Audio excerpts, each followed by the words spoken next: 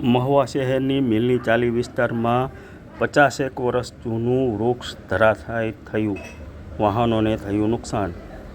નેસવડ ચોકડી નજીક આવેલી મિલની ચાલી પાસે અંદાજિત 50 વર્ષ જૂનું વડલાનું ઝાડ ધરાશાયી થયું। આજુબાજુમાં ઊભા રહેલા વાહનો નીચે દબાઈ જવા પામ્યા।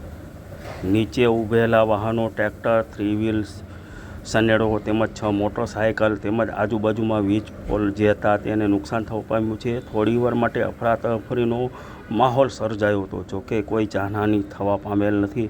હાલ PGVCL દ્વારા વીજ પુરવઠો શરૂ કરવાની કામગીરી શરૂ કરવામાં આવી છે।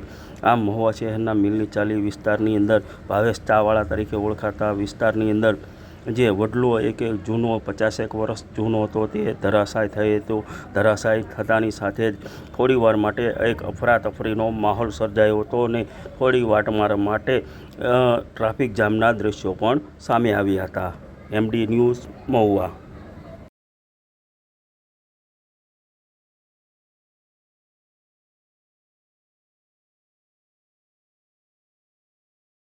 મિલની સાલીમાં એક મોટો વૃક્ષ વડલો પડી જતા અને જાણ થતાં તાત્કાલિક હું અહીંયા સ્થળ ઉપર પહોંચી અને તાત્કાલિક જીબીની લાઈન બંધ કરાવી અને તાત્કાલિક વડલો કપાવી અને ઝાડ કટિંગ કરી અને ટ્રાફિક જે જામ થાય છે એને નિવારણ કરવા માટે પોલીસને જાણ કરી અને જે તે ડિપાર્ટમેન્ટને બધાને જાણ કરી અને આનું તાત્કાલિક જે કાંઈ વિધિ થતી કરીને કામ ચાલુ કરી દીધું।